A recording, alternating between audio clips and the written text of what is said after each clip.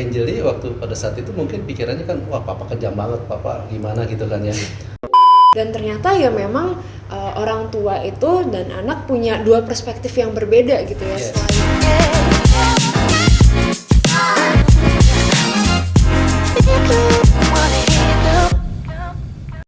Shalom guys, bersama gue Angeli Mulyanto Putri, putrinya Mulyanto, dan di sini Bapak Mulyantonya. Hai. Oke, kita kembali lagi di Bincang-Bincang Santuy. Dan hari ini kita pengen bahas nih pertanyaan-pertanyaan yang sering ditanyakan oleh anak dan juga pertanyaan-pertanyaan yang sering ditanyakan oleh orang tua yang mungkin belum dikomunikasikan karena mungkin anaknya takut atau mungkin orang tuanya juga kayak yang ngerasa kayak kenapa ya gitu. Jadi kita sekarang ingin mekupas ya semuanya itu di podcast ini, jadi stay tune ya guys. Nah, kita mulai nih dengan pertanyaan yang udah sering banget ditanyakan oleh anak-anak yang jadi tanyakan gitu, pengen nanya apa sih ke orang tua kalian gitu.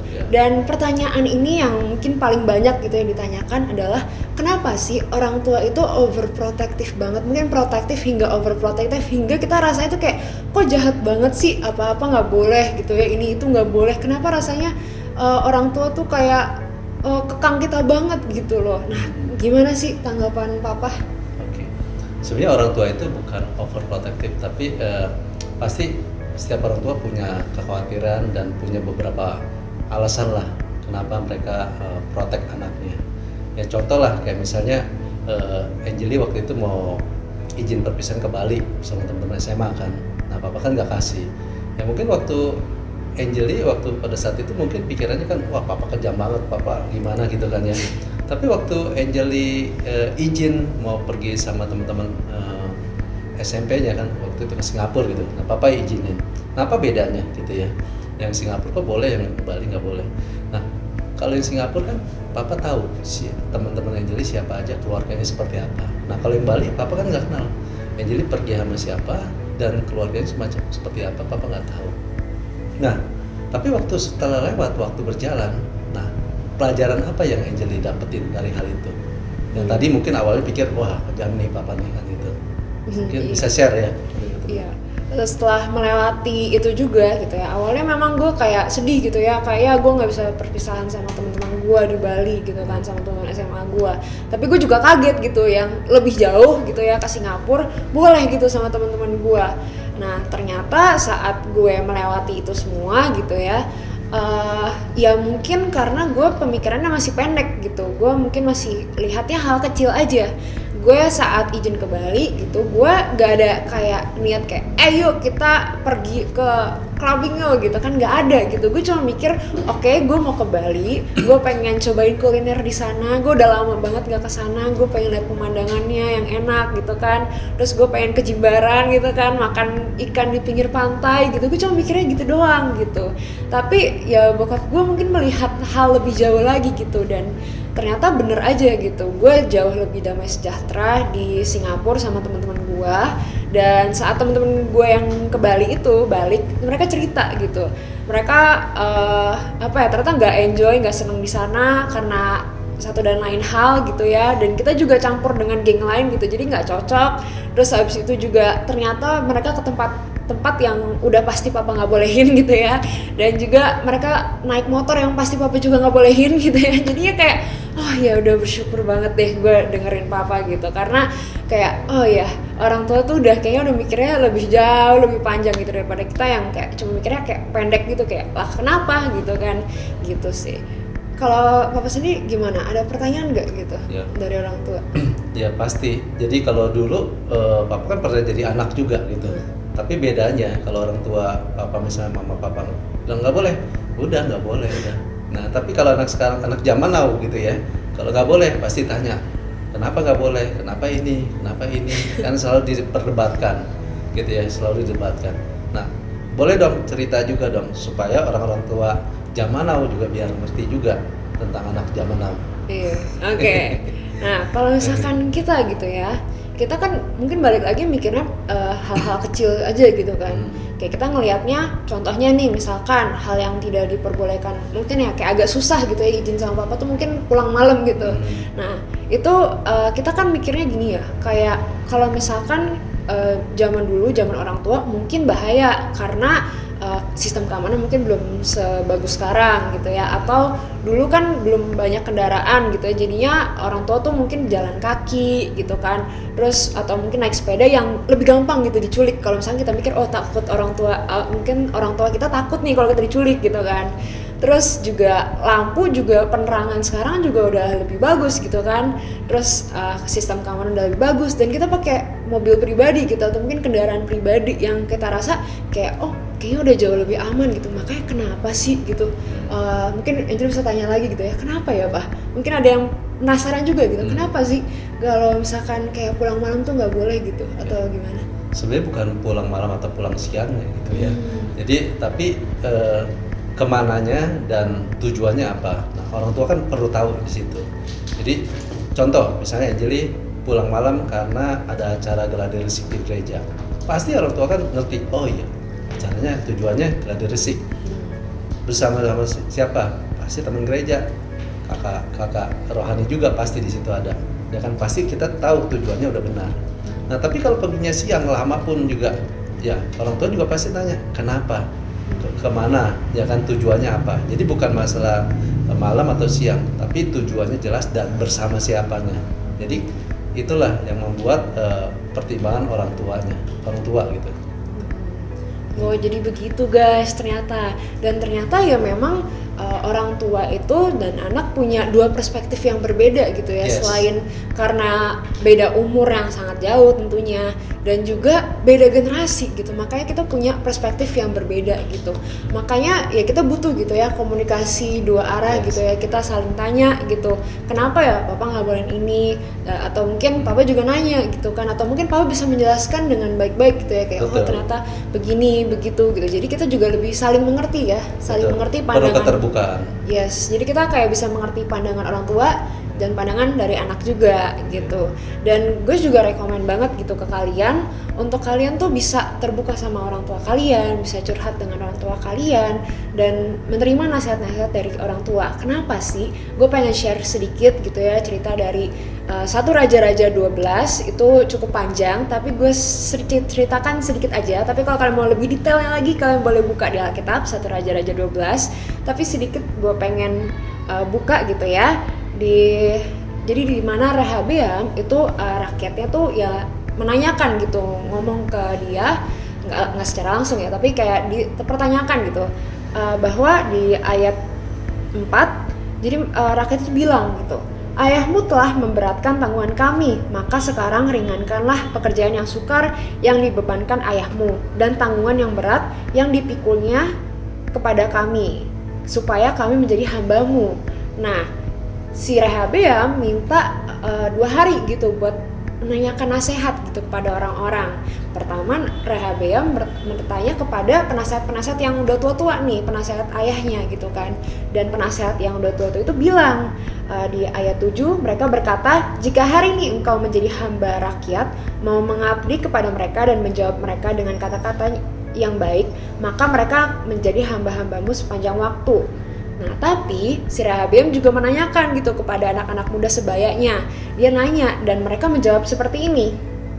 Lalu orang-orang muda yang sebaya dengan dia itu berkata, beginilah harus kau katakan kepada rakyat yang telah berkata kepadamu, ayahmu telah memberatkan tanggungan kami, tetapi engkau ini berilah keringanan kepada kami. Beginilah harus kau katakan kepada mereka, kelingkingku lebih besar daripada pinggang ayahku, maka sekarang ayahku telah membebankan kepada kamu tanggungan yang berat, tetapi aku akan menambah tanggungan kamu. Ayahku telah menghajar kamu dengan cambuk, tetapi aku akan menghajar kamu dengan cambuk yang berduri besi. Nah, dan singkat cerita gitu ya, Rehabeam mengikuti nasihat dari yang anak-anak muda itu, yang kita lihat itu kayak kurang wise gitu ya. Tapi dia mengikuti itu sayangnya, dan singkat cerita lagi, di akhir ya terjadi kehancuran dalam kerajaan itu. Jadi makanya kenapa penting buat kita tuh saling komunikasi dengan orang tua, meminta nasihat dan mengikuti nasihat dari orang tua, karena ya mereka udah jauh lebih wise dan udah pernah pengalaman yang jauh lebih panjang gitu daripada kita. Jadi mereka juga bisa memberikan nasihat-nasihat yang baik juga gitu ke kita. Jadi gue mengajarkan kalian untuk bisa gitu meminta curhat dan meminta nasihat ke orang tua kalian. Karena apa, Pak?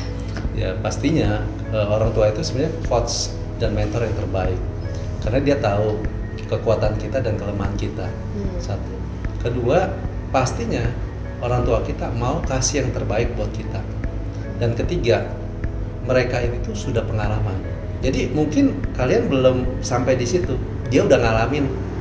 Jadi dia pastinya nggak mau anak-anaknya ngalamin apa yang dia pernah alamin. Ya jadi pastinya yang ketiga, orang tua itu udah punya pengalaman dan dia bijaksana. Itu sih. Nah gitu. Tapi ya, Pak, ada mungkin anak yang pengen cerita gitu sama orang tuanya, pengen curhat, tapi dia takut gitu kayak mungkin udah pernah cerita sama orang tuanya, tapi ternyata ya dimarahin atau mungkin langsung diceramahin panjang lebar gitu ya. Nah ada nggak sih mungkin tips dan trik gitu ya sebagai orang tua menjadi tempat untuk anak cerita gitu? Ya mungkin kayak papa juga dulu kan nggak bisa langsung seperti itu proses belajar dan prosesnya. Ya pastinya kita sebagai orang tua ya waktu awal dengar, kok kaget gitu ya. Nah tapi kita belajar, berusaha menjadi teman mereka, jadi best friend-nya mereka, supaya anak-anak kita mau cerita. Kalau kita udah langsung belum apa-apa, kita reaktif atau langsung nasihatin, anak kita udah nggak mau dengerin, nggak mau curhat lagi sama kita. Tapi kalau anak kita mau curhat sama kita, ya kita jadikan dia itu sebagai teman. Kita dengerin dulu, karena mereka butuh didengarkan. Itu sih kalau dari papa. Ya, kayak gitu. Oke. Nah, mungkin dari teman-teman di sini mungkin ada yang udah nggak punya sosok ayah atau orang tua, atau mungkin nggak punya figur ayah atau orang tua.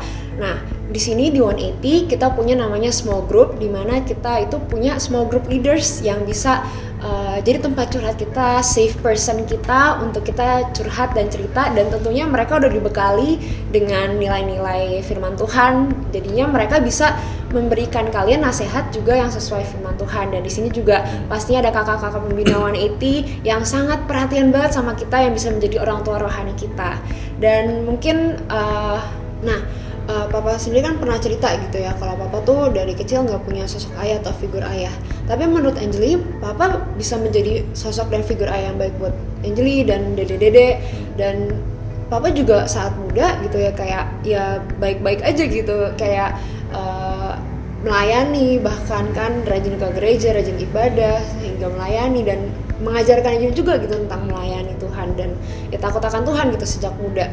Dan tapi banyak orang gitu ya Pak, lihat bahwa kayak mereka nggak punya sosok ayah gitu. Gue nggak punya sosok ayah nih, misalkan yang cewek kayak ngerasa kayak karena gue nggak punya sosok ayah, jadi gue pengen cari sosok ayah dari luar gitu kan. Mereka pacaran sana sini gitu kan, cari cinta dari luar gitu, dari pria di luar gitu, karena nggak punya sosok ayah katanya gitu. Atau mungkin yang cowok karena merasa bahwa gue nggak punya figur ayah yang baik gitu, nggak bisa cari contoh yang baik, atau nggak punya sosok ayah pria sejati itu gimana sih gitu. Jadi mereka melihatnya dari dunia gitu. Mereka merasa bahwa kayak kalau gue minum-minum artinya gue maco, gue pria sejati gitu. Atau mungkin kalau gue bisa ngerokok nih, gue berarti pria sejati gitu. Nah tapi Papa kan gak kayak gitu. Tapi Papa juga gak punya sosok ayah. Nah itu kenapa sih Pak, kok bisa Papa bisa melewati itu semua? Ya, pastinya itu juga kasih karunia Tuhan gitu ya. Nah tapi masa lalu kita itu tidak menentukan masa depan kita. Jadi waktu itu Papa udah ambil satu keputusan, ya Papa tahu gitu kehidupannya seperti itu nggak enak banget gitu ya, nggak punya figur Papa, nggak pernah ngelihat Papa gitu. Nah tapi Papa mau keluarga Papa yang seperti apa. Jadi kita tuh sebenarnya hidup kita bisa desain kita mau seperti apa. Biasa kan orang desainnya rumah ya atau baju ya, wah desain seperti apa. Nah tapi pernah nggak hidup kita desain mau seperti apa. Nah sama kayak Papa misalnya kan mungkin kehidupan dulunya nggak bagus gitu, nggak indah lah gitu ya. Tapi Pak bukan berarti kedepannya seperti itu. Nah tinggal Papa kan maunya Papa keluarga yang harmonis, keluarga yang semua cinta akan Tuhan, ya takut akan Tuhan. Nah Papa create itu. Nah dalam proses berjalan pastinya Papa juga perlu belajar. Nah sekarang apalagi banyak ya kelas-kelas parenting, kelas-kelas banyak sekali. Itu yang kita bisa belajar sebagai orang tua. Untuk bagaimana kita mau keluarga kita itu seperti apa. Sampai hari ini pun Papa juga masih belajar gitu sih. Dan pastinya kita takut akan Tuhan. Oke, Nah itu mungkin sedikit cerita gitu ya untuk opening kita ini, kayak mungkin sedikit kayak teaser aja gitu ya untuk Yes. mungkin berikut podcastnya, boleh ya Pak? Boleh aja. Boleh banget ya. Jadi itu mungkin sekian dari podcast kita hari ini. Boleh di like kalau kalian suka video ini, dan juga komen di bawah kira-kira pertanyaan apa sih yang kalian pengen tanyakan ke orang tua, atau mungkin orang tua yang sedang menonton ingin menanyakan apa sih kepada anak gitu ya. Kayak penasaran gitu, kenapa, apa sih yang dipikiran anak muda jam sekarang gitu ya, atau mungkin anak-anak yang penasaran gitu sama orang tua, mungkin takut gitu ya, kayak aduh segan nih gitu ya ngomong tanya orang tua seperti ini gitu. Mungkin kalian mau nanya apa atau topik apa yang kita bawakan next podcastnya, boleh taruh di video bawah, komentar bawah. Dan apa Ya kalau Anda merasa diberkati dengan podcast ini dan Anda mau memberkati orang lain, silakan share video ini. Yes, oke. Jadi itu aja podcast kita hari ini. Thank you udah nonton. Bye guys. God bless Bye-bye. you. God bless you.